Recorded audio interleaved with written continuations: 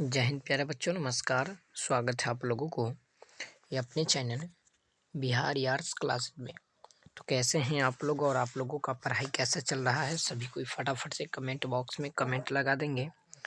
और आज के क्लास में हम लोग पढ़ेंगे क्लास 12th हिंदी के बहुत ही इम्पोर्टेंट 35 ऑब्जेक्टिव क्वेश्चन। अगर ये 35 ऑब्जेक्टिव कर लेते हैं तो आपको बहुत ही ज़्यादा एग्जाम में हेल्प करने वाला है पूरे 35 ऑब्जेक्टिव क्वेश्चन। चलो छात्र जी, तो चलिए क्लास को स्टार्ट करते हैं। इस पूरे 35 ऑब्जेक्टिव को आपको करना है, एक भी क्वेश्चन को मिस नहीं करना है। तो चलिए अब सेशन को आगे बढ़ाते हैं। चलिए क्वेश्चन है सबसे पहला कि बाल कृष्ण भट्ट का जन्म कब हुआ था? तो इनका जन्म हुआ था 23 जून 1884 ईस्वी को हुआ था। आप लोगों को इसे याद रखना है। चलिए अगला क्वेश्चन को आप लोग देखिएगा, ऑप्शन नंबर बी होगा। अगला क्वेश्चन है कि पलटन का विदूषक कौन था? पलटन का जो विदूषक था ना छात्र, यह वजीरा सिंह होंगे, यानी कि ऑप्शन नंबर सी इज बिल्कुल राइट जवाब। अगला है कि माटी की मूर्ति रचना किनकी है या किसकी है? तो यह आपका ऑप्शन नंबर बी होगा। राम वृक्ष बेनीपुरी के द्वारा यह लिखा गया है। कौन सी कृति रामधारी से दिनकर की लिखी हुई है? तो रामधारी से दिनकर जी जो लिखे थे ना, यह लिखे थे शुद्ध कविता की खोज, ये रामधारी से दिनकर के द्वारा लिखा गया था। और अज्ञा के पिताजी का क्या नाम था? तो इनके पिताजी का जो नाम था ना, डॉक्टर हेरानंद शास्त्री जो है अज्ञा के पिताजी का नाम था। अगला क्वेश्चन को आप लोग देखिएगा कि प्रथम विश्व युद्ध में इंग्लैंड किसके विरुद्ध लड़ा था? तो प्रथम विश्व युद्ध में इंग्लैंड जो लड़ा था, यह लड़ा था जर्मनी के विरुद्ध। ठीक है, चलिए अगला क्वेश्चन देखिएगा, चंपारण में धागर कहाँ से आए थे? तो चंपारण में धागर जाए थे छोटा नागपुर से आए थे, यानी कि ऑप्शन नंबर सी इज बिल्कुल करेक्ट जवाब।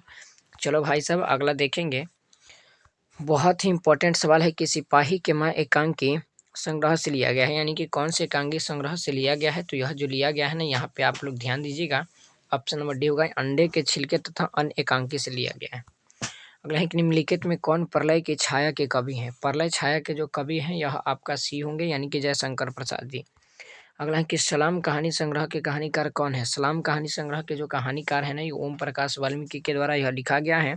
और आप लोग हमें बताएंगे कि इनका जन्म कब हुआ था। ठीक है, चलिए अगला है कि कौन सी रचना मल्लज की नहीं है? इनमें से कौन रचना है जो मल्लज जी के द्वारा लिखा हुआ नहीं है? तो यह आपका होगा ऑप्शन नंबर डी इज बिल्कुल राइट जवाब।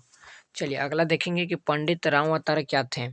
पंडित राम अवतार जो थे ना भाई साहब, ज्योतिष और बौद्ध दोनों थे, यानी कि ऑप्शन नंबर डी होगा। अगला है कि जय कृष्ण मूर्ति का जन्म कब हुआ? जय कृष्ण मूर्ति जी का जो जन्म हुआ था छात्र जी 12 मई 1895 ईस्वी को इनका जन्म हुआ था। ठीक है, अगला है कि पद्मावत के रचनाकार हैं।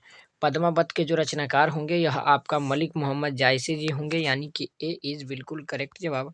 सूरदास के गुरु जी का क्या नाम था? सूरदास के गुरु जी का जो नाम था छात्र जी, आपको याद रखना है, बल्लेभाचार नाम था। ठीक है, अगला कि सूरदास का मूल नाम क्या था? तो इनका मूल नाम जो था ना भाई साहब, राम बोला नाम था।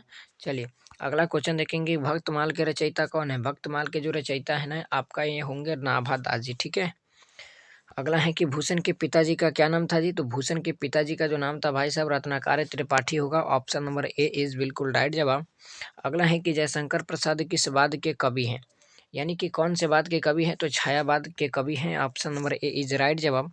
अगला है कि बिखरे मोती क्या है? तो बिखरे मोती जो है ना मेरे भाई, यह आपका एक कहानी संग्रह है। ठीक है, ऑप्शन नंबर डी। यानी कि अब 15 ऑब्जेक्टिव आपको और बचा, ये पूरे 15 को भाई साहब गर्दा उड़ा दीजिए। अगला है कि शमशेर बहादुर सिंह की पत्नी का क्या नाम था? यानी कि इनके पत्नी का जो नाम था ना, धर्म देवी नाम था। अगला क्वेश्चन है कि मुक्तिबोध के माता जी का क्या नाम था? तो मुक्तिबोध के माता जी का जो नाम था ना मेरे भाई, पार्वती बाई नाम था। और अभी तक क्लास को आप लाइक नहीं किए हैं तो प्लीज़ जल्दी से क्लास को लाइक कर लीजिए। जो भी चैनल पे नए हैं चैनल को सब्सक्राइब करके ऑल पे क्लिक कर लीजिए। ठीक है, चलिए जिससे कोई भी क्लास शुरू हो उसका नोटिफिकेशन आपको मिले तो सबसे पहले मिले। चलिए, और यह भी हम आपको बता दें कि क्लास हर रोज़ सुबह में 7 बजे आपका चलता है और शाम को 4 बजे क्लासेस चलता है। तो आप अपने समय के अकॉर्डिंग क्लास करना बिल्कुल भी ना भूलिए। आइए आशीर्वाद का संधि विच्छेद करें। आशीर्वाद का संधि विच्छेद जो होगा आपका आशी ही प्लस वाद जो है ना, यही आपका आशीर्वाद का संधि विच्छेद होगा।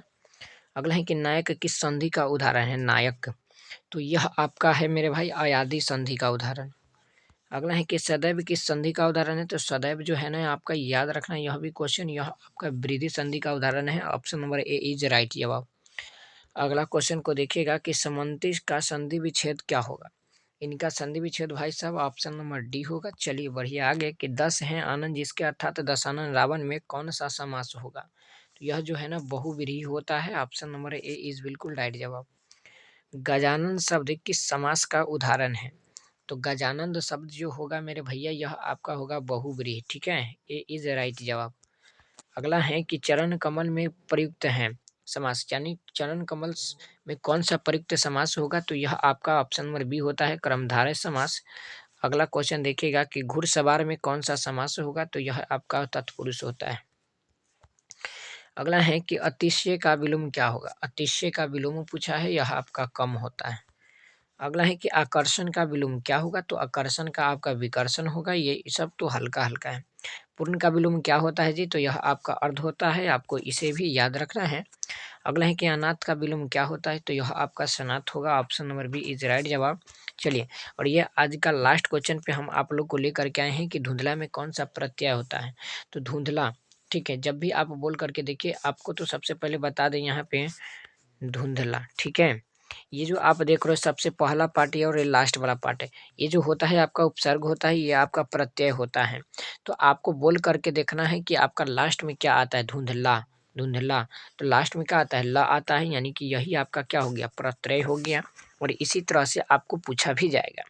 तो आप हमें बताइए कमेंट बॉक्स के माध्यम से कि पूरे 35 ऑब्जेक्टिव में से आपका जो है ना कितना सही हुआ है और कितना जो है ना गलत हो गया है। जल्दी से आप हमें कमेंट बॉक्स के माध्यम से बताइएगा। और यह भी बताएंगे कि आप इस क्लास को कौन से ज़िला से देख रहे हैं, कौन से जिला से देख रहे हैं।